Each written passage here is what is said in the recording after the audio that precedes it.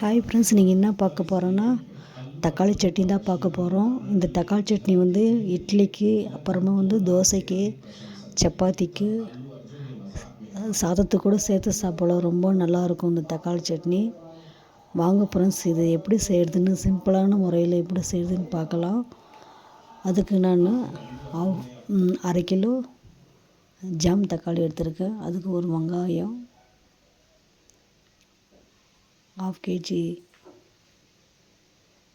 1/2 kilo தக்காளி, கொஞ்சம் பூண்டு எடுத்திருக்கேன். தக்காளி நல்லா கழுவிக்கிங்க. தக்காளி வெங்காயம் போட்டு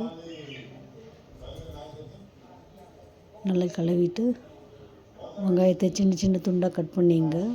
ஆனியனை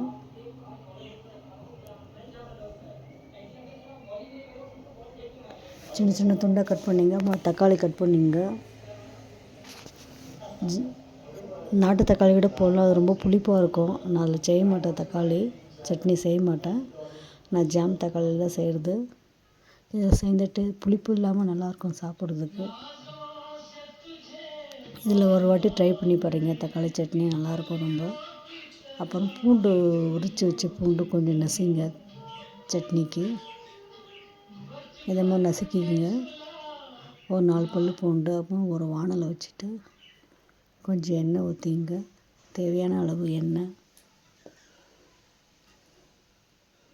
கடலப்பருப்பு உளுந்து பருப்பு போட்டுங்க தாளிக்கிறதுக்கு. கொஞ்சம் கடுகு சேர்த்துங்க. ஜீரகம் கொஞ்சம் சேர்த்துங்க. கறிவேப்பிலை சேர்த்துங்க. கட் பண்ணி வச்ச வெங்காயம் சேர்த்துங்க. கொஞ்சம் பூண்டு சேர்த்துங்க. அப்புறம் வந்து கட் பண்ணி வச்ச வெங்காயம் அது சேர்த்துங்க. நல்லா வதக்கினோடனே பெருங்காயம் கொஞ்சம் சேர்த்துங்க. கொஞ்சம் வாசனையாக நல்லாயிருக்கும் இஞ்சி பெருங்காயம் நான் சேர்த்துக்கிறது. கட் பண்ணி வச்ச தக்காளி துண்டுகள் அதில் போட்டுவிடுங்க. போட்டுட்டு நல்லா மூடி வைங்க. இது நல்லா அந்த தக்காளியில் இருக்க பாருங்க தண்ணி அதெல்லாம் நல்லா வேகட்டும். அது வெந்து இதேமாரி வந்தவுடனே தேவையான அளவு உப்பு போட்டுங்க. தூள் உப்பு போட்டுங்க. அப்புறம் கொஞ்சம் வீட்டு மிளகுத்தூள் போட்டுங்க. உங்களுக்கு எவ்வளோ காரம் வேணுமோ அதுமாதிரி சேர்த்துங்க. நாங்கள் காரம் கொஞ்சம் கம்மியாக தான் சாப்பிடுவோம். அதில் ஒரு 3 ஸ்பூன் வீட்டு மிளகாத்தூள் சேர்த்துருக்கேன். சேர்த்துட்டு நல்லா கிளறி விடுங்க. நல்லா கலக்கி விட்டுட்டு திருப்பி இன்னும் கொஞ்சம் நேரம் அதில் வேகட்டும். மிளகாத்தூள்லாம் பச்சை வாசலாம் போட்டோம். மூடி வச்சுடுங்க. பாரம்பரியமாக வெந்து நல்லா வரும். வெந்து ஆனால் எண்ணெய் பிரிஞ்சு தனியாக வரும் பாருங்க. அந்த ஸ்டேஜில் என்ன பண்ணால் நம்ம கட் பண்ணி வச்சு எண்ணெயில் போயிட்டு திருப்பி கொஞ்சம் மூடி வைங்க.